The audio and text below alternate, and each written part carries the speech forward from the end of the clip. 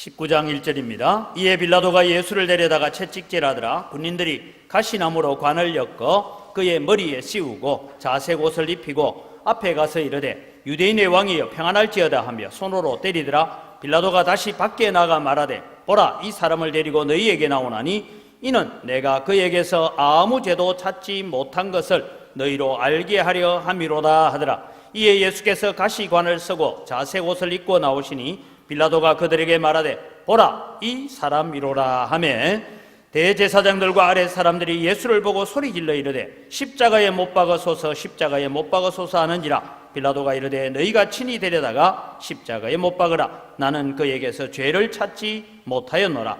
유대인들이 대답하되 우리에게 법이 있으니 그 법대로 하면 그가 당연히 죽을 것은 그가 자기를 하나님의 아들이라 함이니이다. 빌라도가 이 말을 듣고 더욱 두려워하여 다시 관정에 들어가서 예수께 말하되 너는 어디로 붙었냐 하되 예수께서 대답하여 주지 아니하시는지라.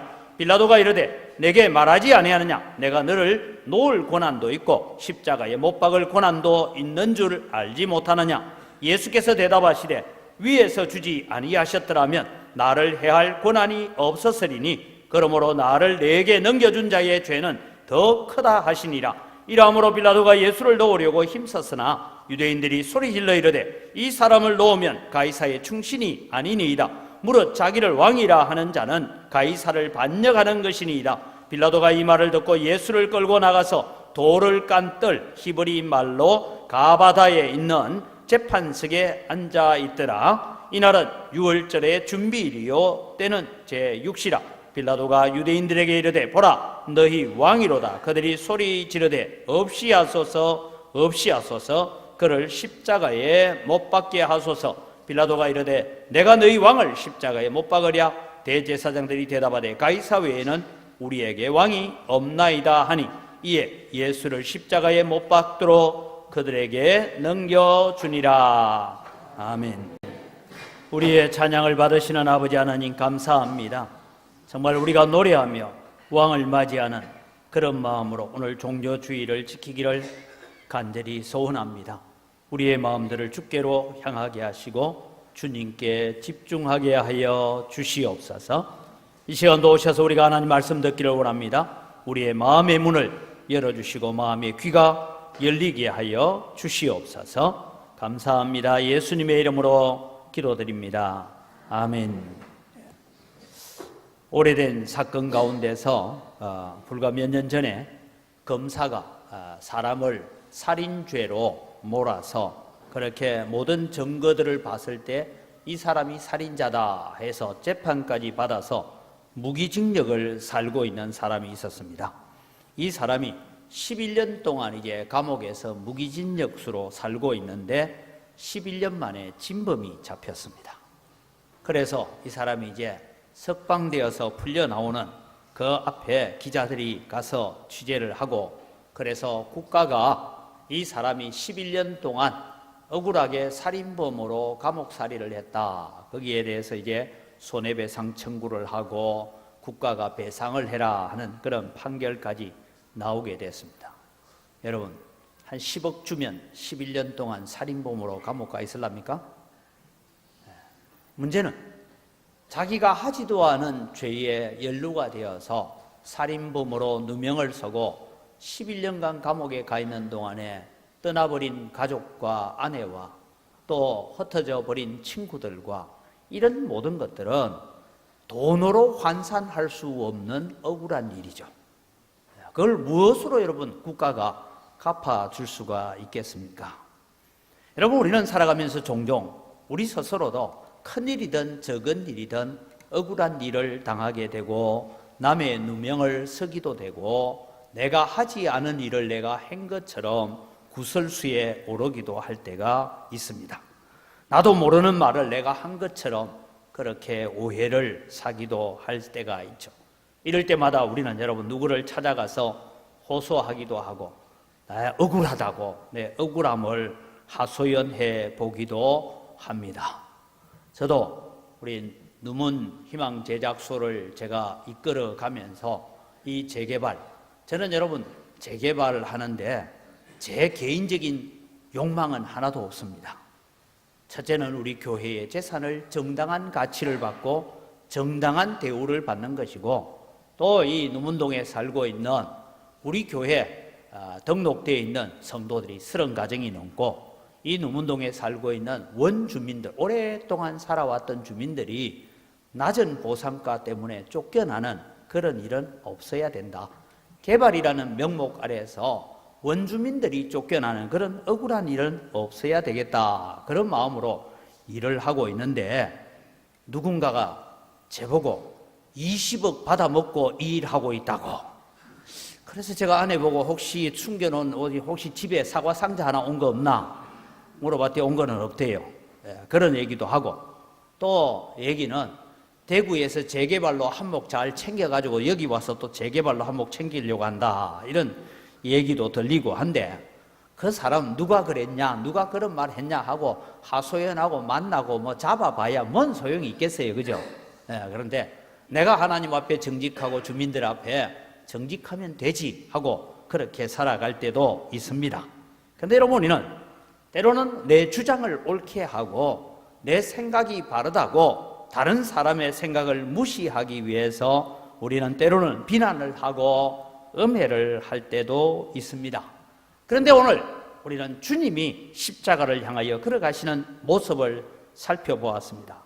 아무 죄가 없으면서도 십자가 고난으로 향하여 나아가고 계시는 그 주님의 모습은 어떤 모습인가? 오늘 저는 본문 전체를 해석하기보다 주님께서 십자가로 향하여 걸어가시는 그 모습을 바라보면서 주님은 왜 그런 태도를 취하고 사셨습니까? 라는 질문을 주님께 하고 싶었습니다.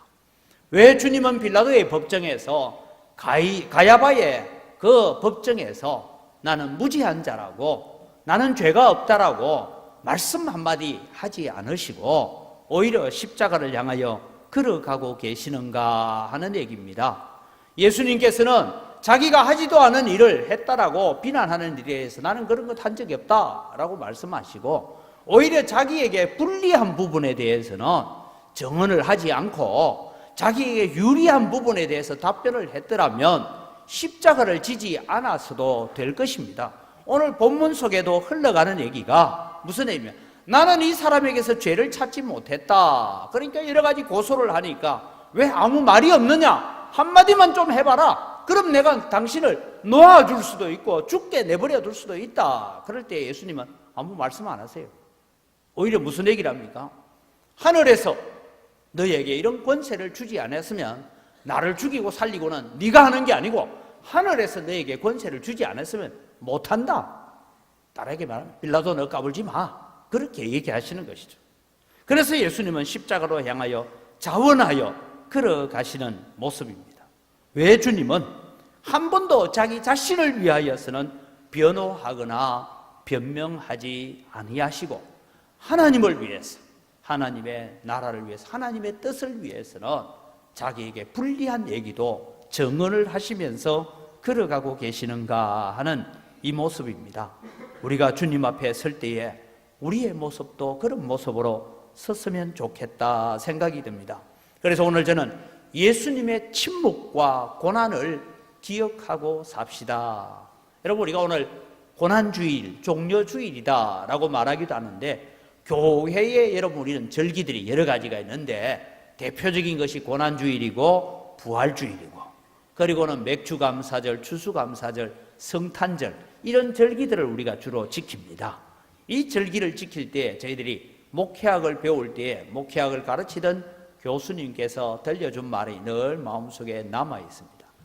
지금 우리가 교회의 절기를 지키는 모든 절기들은 2000년 전을 되돌아보면서 지키는 절기는 아무 소용이 없다. 그럼 어떻게 절기를 지켜야 되느냐? 종말론적 절기 예배를 해라. 종말론적 절기 예배라는 것은 뭐냐 하면, 주님께서 재림의 왕으로, 만왕의 왕으로 이 세상에 심판하러 오실 때를 바라보면서 절기를 지켜야 된다, 이 말이. 그래서 여러분, 우리가 얼마 전에 대한민국 임시정부가 1919년에 세워졌다 해서 19시 19분에 기념식을 했다는 거 아십니까? 뉴스를 안 보시네, 그죠? 19년 1919년에 했다 해서 19시, 즉 7시 19분에 처음 이제 임시정부 기념식을 100주년 기념식을 했어요. 그런데 여러분, 임시정부 100년 전을 되돌아보면서 그 기억을 하고 그들의 뜻과 그들의 생각을 우리가 받아서 뭘 해야 되느냐? 기념을 거기 끝나면 안 되고 이제 그 정신을 이어받아서 우리가 어떻게 가야 돼요? 100년 뒤에 대한민국을 바라보고 100년 뒤에 대한민국이 그분들의 정신을 받아서 우리가 어떻게 이 나라를 이끌어 가야 될까? 이것이 이어져 가야 되는 것이 기념식이다 이 말이에요. 그래서 여러분, 우리는 교회의 모든 절기들을 볼 때 종말론적 절기라는 것은 다른 것이 아니라 예수님 재림하신다, 재림하실 그날을 바라보면서 우리가 지키는 절기들이 되어야 됩니다. 구약성경 이사야 52장 13절에서 15절, 그리고 53장 1절에서 12절, 이 15구절에서 바로 고난당하는 메시아에 대한 기록들을 하고 있습니다. 그래서 오늘 우리는 예수님의 침묵과 고난을 기억하면서 이 본문과 연관해서 살피려고 합니다. 그 가운데 여러분, 53장 7절을 바라보면 고난당하시는 메시아의 태도가 어떤 태도를 가지느냐 하고 기록하고 있는데 같이 보겠습니다. 그가 곤욕을 당하여 괴로울 때에도 그 입을 열지 아니하였으며 마치 도수장으로 끌려가는 어린 양과 털 깎는 자 앞에 잠잠한 양같이 그 입을 열지 아니하였도다. 이것이 지금 십자가 앞에서, 빌라도 앞에서, 가야바 앞에서, 십자가 앞에서 침묵하고 계시는 예수님의 태도를 설명하고 있습니다. 우리는 조금만 억울한 일을 당해도 사람들에게 하소연하고 여러 가지 증거들을 가지고 되면서 우리는 변명하고 삽니다마는 주님은 왜 십자가 죽음의 문턱에서도 변명하지 않았을까? 그것이 오늘 설교의 주제입니다. 가야바 앞에서, 빌라도 앞에서 한마디만 하셨으면 십자가 지지 않아도 되었을 텐데 왜 주님은 입을 콕 다물고 제발 좀 대답해봐라, 한마디만 좀 해봐라, 그러면 내가 너를 놓아줄 수도 있다라고 하는데도 불구하고 빌라도 앞에 침묵하고 계시는 주님의 모습을 오늘 우리가 기억해 보면서 이번 고난주일, 고난주간에 우리는 그 주님을 묵상하면서 우리도 주님 앞에 갈 때에 어떤 모습으로 서야 하는지를 묵상하기를 바랍니다.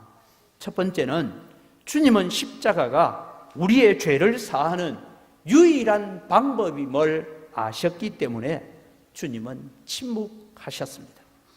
이미 예수님은 빌라도에게 오늘 성경을 보면 정식적으로 재판도 받기 전에, 유죄 판결을 받기도 전에 먼저 채찍에 맞으시고 머리에는 가시관을 쓰고 계십니다.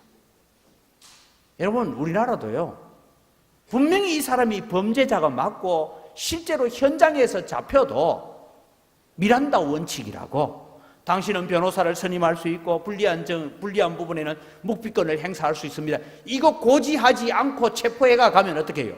풀려납니다. 그런데 예수님은 아직 유죄 판결을 받기도 전에 채찍에 맞습니다.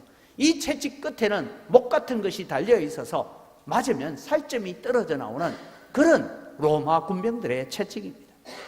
머리에는 가시관을 쓰셨어요. 제가 이번에는 예수님이 썼던 가시관이 어떤 것인가, 우리가 일반적으로 이 사진에 많이 나오잖아요. 그 사진을 가만히 제가 연구를 해보고 우리나라에서 예수님 머리에 쓴 가시관은 탱자나무 가지고 만들었더라고요. 그런데 여러분, 예수님이 쓰신 가시관으로 사용된 나무가 어떠냐 하니까 시띠나무라고 하기도 하는 그런 나무인데, 여러분, 저 나무 가지 끝에 하얗게 쭈뼛쭈뼛하게 보이는 가시가 보입니까? 잘 안 보이죠?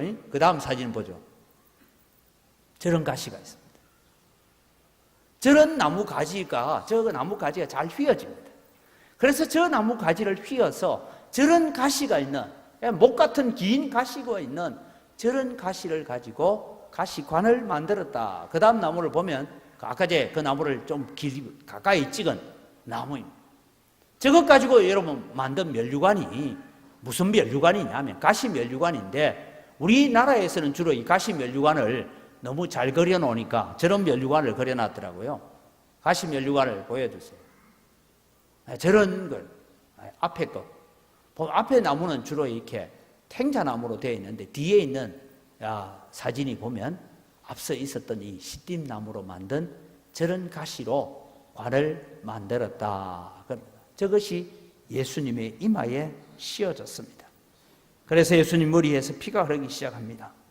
등에는 채찍에 맞아 피가 흐르기 시작합니다. 이런 주님의 모습을 오늘 우리에게 보여주고 있는데, 예수님은 채찍에 맞으면서, 예수님은 머리에 가시로 관을 씌워졌으면서도 불구하고 예수님은 왜 변명도 없이 억울하다고 하소연도 없고 나는 죄가 없는데 내가 이런 징벌을 받아야 될 이유가 없다라고 말씀하지 않고 그냥 묵묵히 고난을 당하고 계시느냐 하는 것입니다. 주님의 이런 고난을 당하는 이유를 살펴보니 다른 이유가 아니라 예수님은 십자가 외에는 우리의 죄를 용서할 수 있는 길이 없다는 것을 아셨기 때문에 십자가로 향하여 걸어가고 계시는 것입니다. 창조주이신 예수님이 피조물인 인간에게 채찍질과 모욕과 주먹질을 따라가고 뺨을 맞으면서 있습니다. 자색 옷을 입혀놓고 유대인의 왕이여 평안할지어다 하고 그렇게 조롱하고 모욕과 천대를 받고 계십니다. 왜 그랬습니까? 이사야 53장 4절에서 6절은 예수님의 침묵, 예수님이 십자가를 지시면서도 침묵하시는 이유를 두고 이렇게 설명합니다. 그는 실로 우리의 질고를 지고 우리의 슬픔을 당하였거늘 우리는 생각하기를 그는 징벌을 받아 하나님께 맞으며 고난을 당한다 하였노라. 그가 찔림은 우리의 허물 때문이요 그가 상함은 우리의 죄악 때문이라. 그가 징계를 받음으로 우리는 평화를 누리고 그가 채찍에 맞음으로 우리는 나음을 받았도다. 우리는 다 양 같아서 그릇 행하여 각기 제 길로 갔거늘 여호와께서는 우리 모두의 죄악을 그에게 담당시키셨도다. 사랑하는 성도 여러분, 주님이 징계를 받음으로 우리가 평화를 얻은 줄 믿으시기 바랍니다. 주님이 채찍에 맞음으로 우리가 치료함을 받고 우리가 나음을 받았습니다. 주님은 우리의 구원을 위해서 이와 같은 고통과 모욕과 순환을 참아주셨습니다. 왜 그랬습니까? 그 길 외에는 우리를 구원할 길이 없었기 때문에, 그 길 외에는 우리를 하나님의 영원한 진노로부터 막아낼 길이 없었기 때문에 주님은 억울하다고 변명하지 아니하시고 나는 죄가 없다고 변명하지 아니하시면서 그 길을 걸어가시는 것입니다. 오늘 본문 6절 말씀을 보면 대제사장들과 아래 사람들이 예수를 보고 소리질러 이르되 십자가에 못 박으소서 십자가에 못 박으소서 하는지라. 빌라도가 이르되 너희가 친히 데려다가 십자가에 못 박으라. 나는 그에게서 죄를 찾지 못하였노라. 빌라도도 불법을 하고 있는 거예요. 죄를 찾지도 못했는데 죄가 없으신 분에게 채찍으로 때리고 죄가 없는 분에게 가시관을 씌워서 고통을 당하게 하면서 그가 입으로 고백하는 게 나는 이 사람에게서 죄를 찾지 못했다. 그럼 항변해야죠. 예수님께서 왜 내가 죄가 없는데 채찍에 맞아야 되고 왜 내가 죄가 없는데 이 가시관을 써야 되느냐. 빌라도 널 잘하고 있는 거야. 그렇게 외칠 수도 있습니다. 예수님을 향하여 십자가에 못 박으라고 외치는 이 사람들을 보니까요, 불과 6해 전에 무슨 일을 했던 사람들인지 압니까? 오늘 찬양대 찬양처럼 호산나 다윗의 자손이요 그러면서 감람나무 가지를 꺾고 자기들의 겉옷을 펴서 길에 펴면서 나귀를 타고 오시는 예수 그리스도를 향하여서 호산나 다윗의 자손이요 우리를 구원하소서라고 외쳤던 사람들입니다. 그들이 왜 돌변하여서 예수님을 십자가에 못 박아라고 그렇게 외치고 있을까요? 성경을 여러 곳을 참고해 보면 이유는 딱 한 가지입니다. 예수님이 예루살렘으로 들어올 때 호산나 다윗의 자손이여 우리를 구원하소서라고 고함 지를 때에 이제는 때가 되었구나. 이제는 저 예수가 이 많은 인기를 가지고 이 수많은 사람들을 먹이고 하던 그 능력을 가지고 로마 군병들을 다 몰아내고 이 로마의 군사들을 몰아내고 이제 우리는 다윗 시대와 같고 솔로몬 시대와 같은 그런 왕국을 건설해 주겠지. 그래서 호산나 하고 과음 질른 거예요. 근데 예수님은 오히려 영 엉뚱한 짓을 하고 계세요. 성전에 들어가더니만은 양 팔고 소 파는 거 쫓아내고 비둘기 파는 거 엎어버리고 돈 바꾸는 걸 엎어버리고, 그리고 예수님이 아무 일도 없었던 것처럼 나가시는 거예요. 이제는 우리나라를 회복할 때가 된 것 같은데 갑자기 사람들의 마음에 상처가 생기기 시작합니다. 왜냐하면 기대가 크면 그만큼 상처가 큰 법이에요. 저도 여기 와서 이런 얘기를 듣습니다. 촛불 정부로 새로운 정부가 일어나서 많은 기대를 했는데 너무 힘들다, 살기 너무 힘들다, 이런 얘기를 해요. 여러분, 대한민국요, 대통령 바꾼다고 안 바뀝니다. 장관 몇 명 바꾼다고 대한민국 바뀌지 않습니다. 우리가 주께로 돌아가면 주님이 바꾸어 주실 줄 믿습니다. 우리의 마음을 주께로 돌아가야 되는데 우리의 마음은 주님께로 돌아가지 않고 대통령만 바꾸면 뭐 우리한테 뭐 1,000,000금을 갖다 줄 줄 알고 대통령 바꿉니까? 그거 아니에요. 그런 거예요. 기대를 했는데 예수님이 딴 얘기를 하니까 마음이 상한 거예요. 그래서 예수님을 십자가에 못 박으라고 외치고 있는 것입니다. 빌라도조차도 예수님을 십자가에 못 박으라고 하는 사람들이 유대인들이 시기로 했다는 것 압니다. 마태복음 27장 17절 18절에 보면 그들이 모였을 때 빌라도가 물어 이르되 너희는 내가 누구를 너희에게 놓아주기를 원하느냐, 바라바냐 그리스도라 하는 예수냐 하니 이는 그가 그들의 시기로 예수를 넘겨준 줄 알미였더라. 그래서 아주 악하고 이게 뭐 지존파와 같은 그런 악한 강도 하나 내놓고 이 예수하고 누구 살릴래 이러면 사람들이 야 그래도 아무리 그래도 저걸 살리면 되겠냐, 예수를 살려야지 이러지 않겠냐. 그리고 가장 악독한 강도를 내놨는데 사람들이 강도를 살리라고 하는 그런 일이 일어났습니다. 오늘 여러분, 우리는 침묵하시면서 하나님의 뜻을 이루기를 원하시는 그 주님의 모습을 우리가 바라보면서 오늘 우리가 이 고난주간에, 종려주간에 우리가 기억해야 될 것이 무엇입니까? 예수님은 우리의 뜻을 이루기 위해서 이 땅에 오지 않았습니다.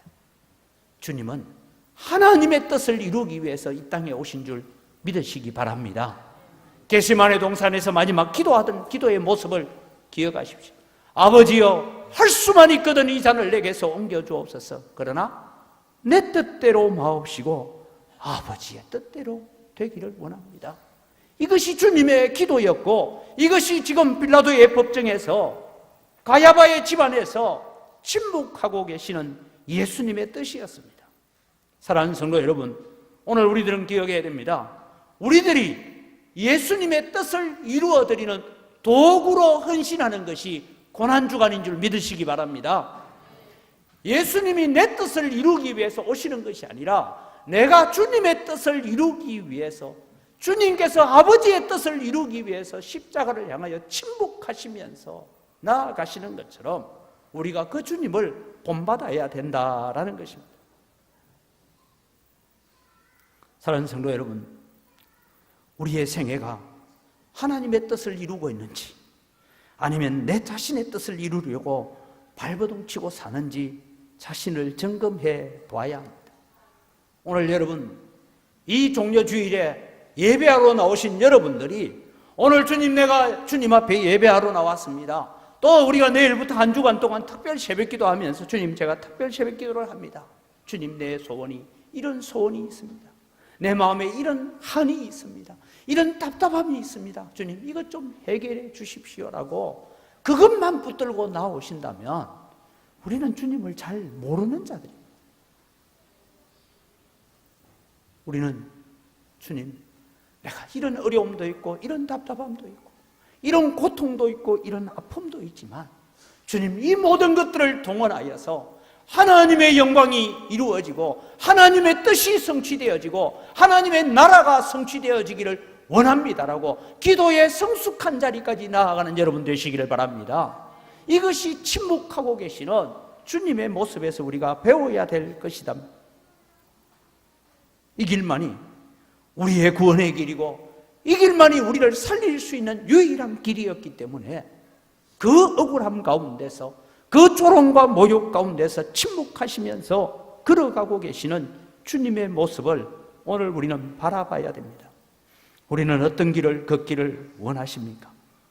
이 종려주간에 주님은 주님의 권한만으로 만족하고 나는 손끝 하나 까딱하지 않고 우리는 부귀와 영광과 존귀와 명예만을 얻기를 원하는 것이 때로는 우리의 모습 아닌가라고 생각해 봅니다. 바울 사도의 고백을 우리는 이 고난주간에 가져야 될 것입니다. 주님의 영광이라면, 하나님의 영광이라면 복음이 확장되어지고 하나님의 뜻이 나를 통해서 이 땅에 이루어질 수만 있다면 골로새서 1장 24절 말씀처럼 나는 이제 너희를 위하여 받는 괴로움을 기뻐하고 그리스도의 남은 고난을 그의 몸된 교회를 위하여 내 육체에 채워지기를 원한다. 비록 내가 고난당하고 내가 육체적인 질병과 어려움 가운데서 고난당한다 할지라도 나는 그리스도의 영광만을 위해서라면 예수 그리스도의 그 십자가의 남은 고난이 내 육체 가운데 임해도 된다라고 그러면서 걸어갔던 바울 사도의 걸음이 오늘 우리 영광교회 성도들의 걸음이 되기를 바랍니다. 여러분의 마음에 그런 마음으로 십자가를 바라봐야 되고 그런 마음으로 예수 그리스도의 재림을 바라보는 성도들이 되기를 주의 이름으로 축원합니다. 두 번째, 예수님의 침묵은 하나님의 구속 사업의 결과를 바라보셨기 때문에 예수님은 침묵하셨습니다. 우리의 구원을 위해서 이 길만이 저 영광교회 성도들을 살리는 길이고 이 길만이 저들을 구원할 수 있는 길이었기 때문에 침묵하셨다면 그 침묵의 결과가 무엇입니까? 이사야 53장 10절에서 11절에 보면 여호와께서 그에게 상함을 받게 하시기를 원하사 질고를 당하게 하셨은즉 그의 영혼을 속건 제물로 드리기에 이르면 그가 실을 보게 되며 그의 날은 길 것이요 또 그의 손으로 여호와께서 기뻐하시는 뜻을 성취하리로다. 그가 자기 영혼에 수고한 것을 보고 만족하게 여길 것이라. 나의 의로운 종이 자기 지식으로 많은 사람을 의롭게 하며 또 그들의 죄악을 친히 담당하리로다. 여기서 여러분 시를 보게 되며 여호와의 뜻을 성취하며 많은 사람을 의롭게 할 것임을 바라보셨다라고 말씀합니다. 그 결과로 오늘 우리가 하나님을 아버지라고 부르고 예수님을 나의 주님이라고 부르는 이 자리에 있는 줄 믿으시기 바랍니다. 주님의 침묵과 고난의 결과로 우리가 하나님을 찬양할 수 있습니다. 살아계신 하나님을 높이고 있습니다. 우리가 그 십자가의 고난의 열매들인 것입니다. 우리가 십자가로 말미암아 의롭게 된 하나님의 백성입니다. 주님이 침묵하시면서 그 모욕과 천대와 멸시를 겪으면서 십자가를 지고 걸어가셨기 때문에 오늘 우리가 하나님을 아버지라고 부르는 줄 믿으시기 바랍니다. 우리를 위하여 십자가를 지시되 한 번도 억울함을 호소하지 않으시는 주님, 그것은 우리를 향한 사랑 때문이었습니다. 우리의 죄를 대신 지시되 한 번도 우리의 죄를 책망하지 아니하시는 주님, 그분은 우리의 연약함을 아시기 때문입니다. 예수님을 십자가에 못 박아야 된다고 외치던 무리들이 바로 우리들이었습니다. 우리들을 위해서 아버지, 저들이 알지 못하여 저러오니 저들의 죄를 용서하여 주옵소서라고 기도하셨던 그 결과가 오늘 우리에게 은혜로 임하여 온 줄 믿으시기 바랍니다. 이 은혜를 우리가 받고 있는 자들이에요. 주님의 그 기도가 응답되어서 우리가 구원의 백성이 된 것입니다. 주님께서 우리에게 가르치신 기도 가운데서도 뜻이 하늘에서 이루어진 것처럼 땅에서도 이루어지기를 원합니다라고 기도하셨던 것처럼 오늘 여러분, 우리는 우리의 헌신과 우리의 사역과 우리가 복음을 위해서, 하나님의 영광을 위해서, 교회를 위해서, 다른 성도를 위해서 우리가 섬기고 수고한다는 것이 아름다운 열매로 주어질 줄 믿으시기 바랍니다. 주님은 그 열매를 기대하셨기 때문에, 그 열매의 결과가 오늘 우리들인 줄 아셨기 때문에 십자가의 고난을 참고 견디어내고 그 모욕과 천대를 견디어내셨던 것입니다. 저는 선교지에 있다가 왔습니다마는 선교를 위해서 우리가 세계 복음화를 위해서 기도도 하고 우리가 돈도 보내고 그렇게 합니다. 그런데 여러분, 우리는 선교사들이 어떤 마음의 부담을 가지고 있는지 압니까? 저도 선교지에 가서 이제 저는 한인 목회를 하고 있는데, 여러분, 한인 목회하면 목회가 한국에서 목회하는 거랑 그거나 똑같지 않습니까? 근데 이제 한인 목회를 하러 갈 때 후원을 좀 받아갔는데 후원해준 교회들이 연락이 오는 거예요. 사역 편지를 보내야 돼요. 그래서 사역 편지 뭐 하겠어요? 주일 예배 잘 드렸습니다. 주일날 우리 교회 지금 출석은 이만큼 하고 이렇게 하고 있습니다. 그 외에는 별로 할 게 없어요. 그렇지 않습니까? 그런다고 제가 한인 목회에 갔다고 갑자기 50명 모이던 교회가 그 다음날 100명 모이고 그 다음날 200명 모이고 할 것도 아니고, 그래서 참 그런 일을 겪으면서 요즘도 제가 선교지로 출발하는 젊은 후배 선교사들한테 그런 얘기를 종종 합니다. 교회가 없는 곳에 예수 믿는 사람이 한 사람도 없는 부족 가운데 당신이 만약에 간다면 1차 선교 임기를 마치고 돌아올 때까지 언어를 배우고 그 문화를 배워야 되고, 그런 가운데는 살아남아 있기만 해라.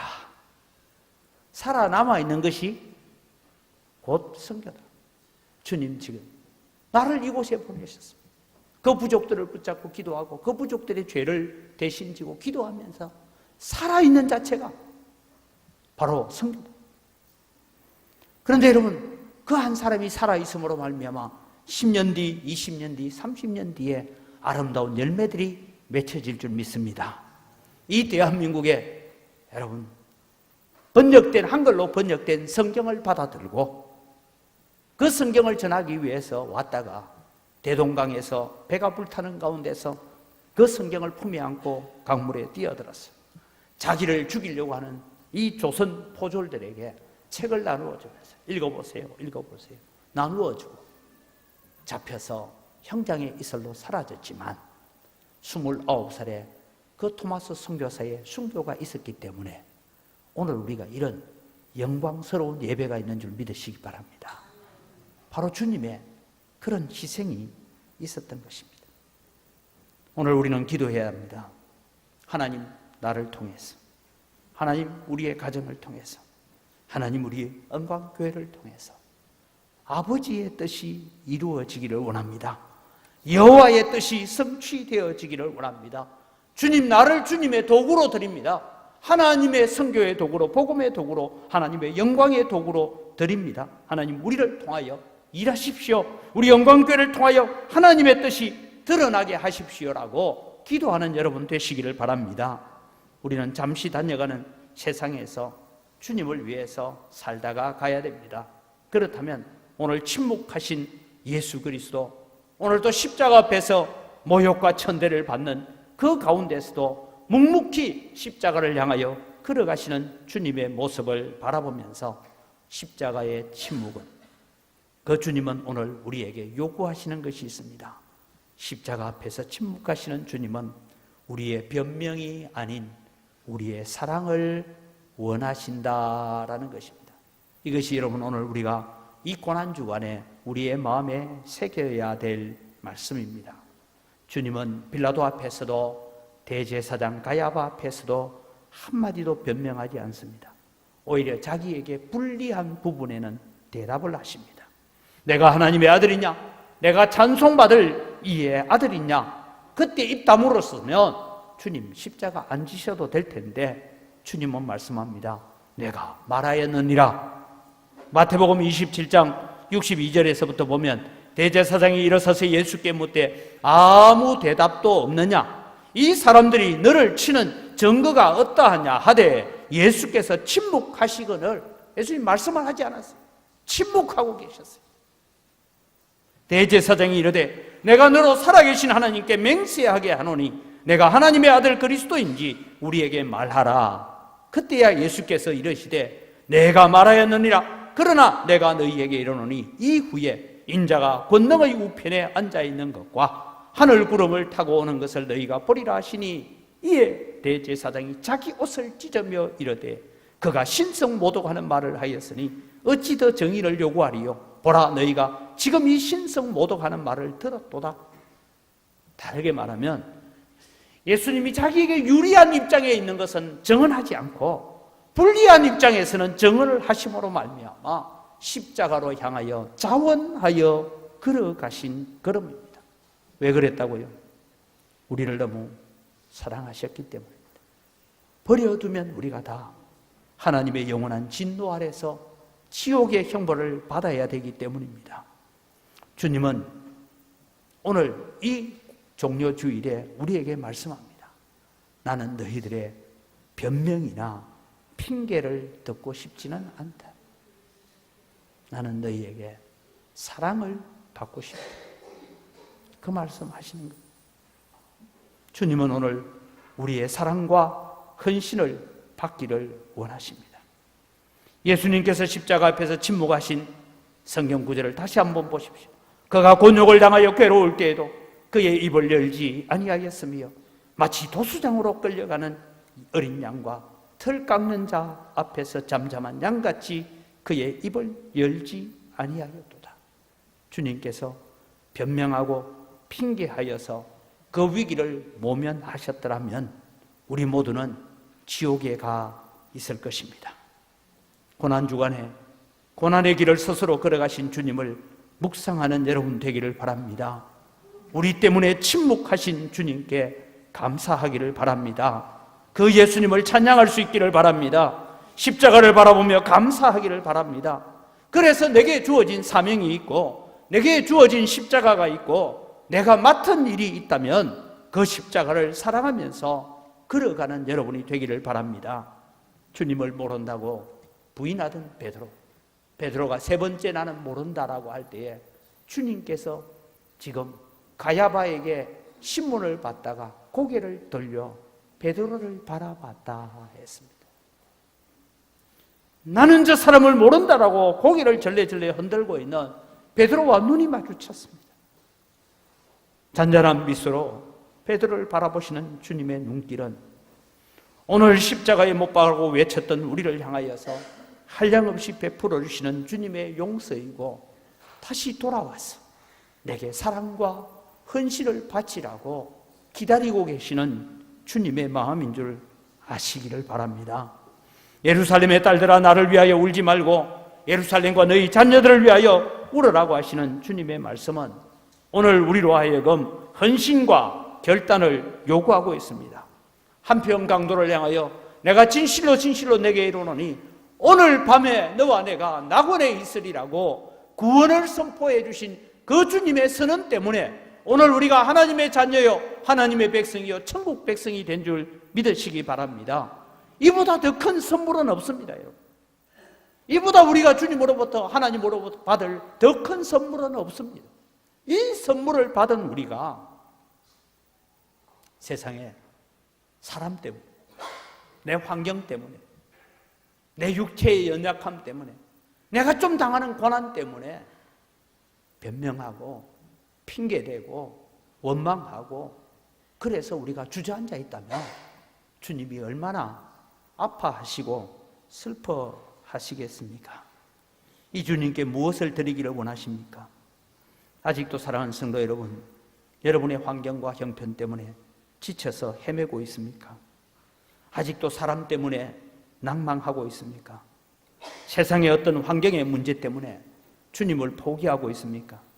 아직도 버리지 못한 나의 못된 습관들, 죄의 습관 때문에 마귀에게 발목이 잡혀서 살고 있습니까? 환경을 핑계하지 마십시오. 사람을 핑계하지 마십시오. 이 모든 것을 주신 분은 하나님이신 줄 믿으시기 바랍니다.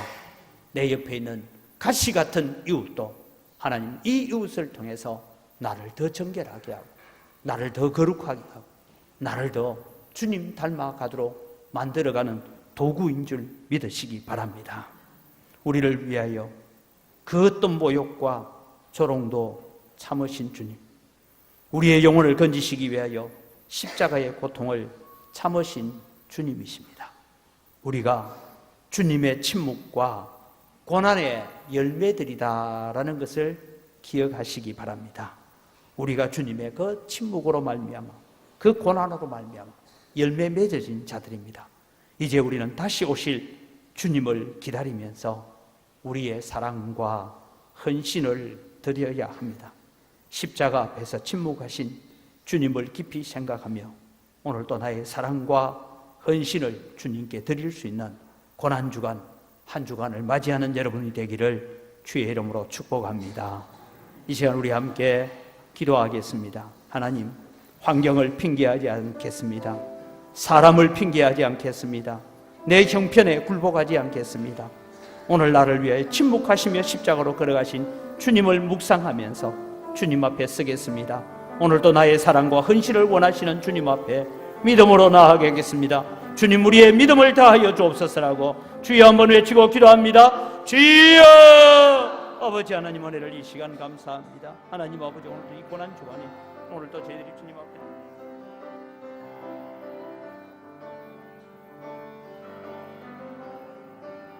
아버지 하나님 도우시고 은혜를 다하여 주시옵기를 간절히 바라옵고 합니다.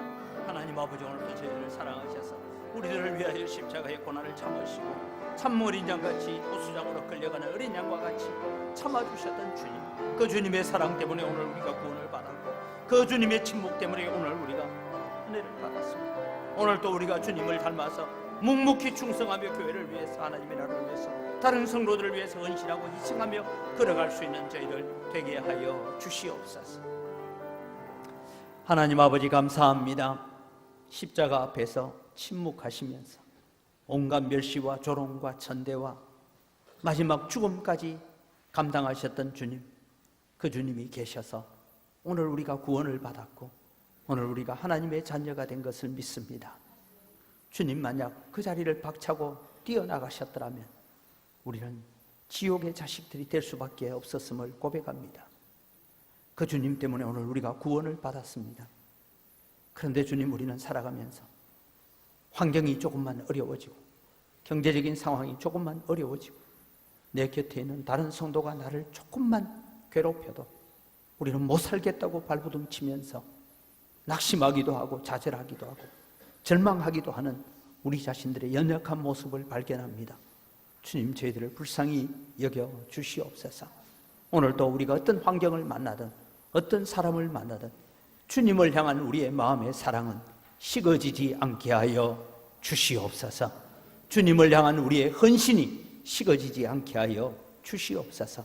이 종려 주간에 저희들이 주님을 바라보면서 기도하는 것은 주님 다시 오실 그때에 너 나를 위해서 그때 그 모욕과 천대와 그 멸시와 그 조롱을 그렇게 견디면서 잘 참아주었다. 그래서 내가 영광을 받았고 그래서 복음이 전파되었고 그래서 하나님의 나라가 굳건히 있었다라고 칭찬받는 자리에 세워지는 저희들 되게 하여 주시옵소서. 그래서 우리가 주님 앞에 정말 우리의 마음을 드리고 우리의 사랑을 드릴 수 있는 그런 거룩한 성도로 세워져 가도록 은혜 더하여 주시옵소서. 감사합니다. 예수님의 이름으로 기도드립니다. 아멘. 우리 주 예수 그리스도의 은혜와 하나님 아버지의 무한하신 사랑과 성령님의 교통하심이 십자가 앞에 조롱과 멸시와 천대 앞에서도 침묵하셨던 그 주님의 사랑과 그 주님의 희생을 깊이 알아서 우리도 남은 생애를 살아가면서 주님 앞에 사랑하고 주님 앞에 헌신을 드리기를 다짐하는 주의 사랑하는 백성들의 머리 위에, 우리 영광교회 위에, 영광교회 속한 모든 가정들 위에, 이 영광교회에 속하여 있다가 떠나간 전국으로 세계로 흩어져 있는 주의 사랑하는 자녀들과 그들의 가정 위에와 우리와 함께 동력하는 미자리 교회들, 선교사님들, 선교단체들, 그들이 감당하고 있는 모든 사역들 위에 이제로부터 영원토록 항상 함께 있을지어다. 아멘.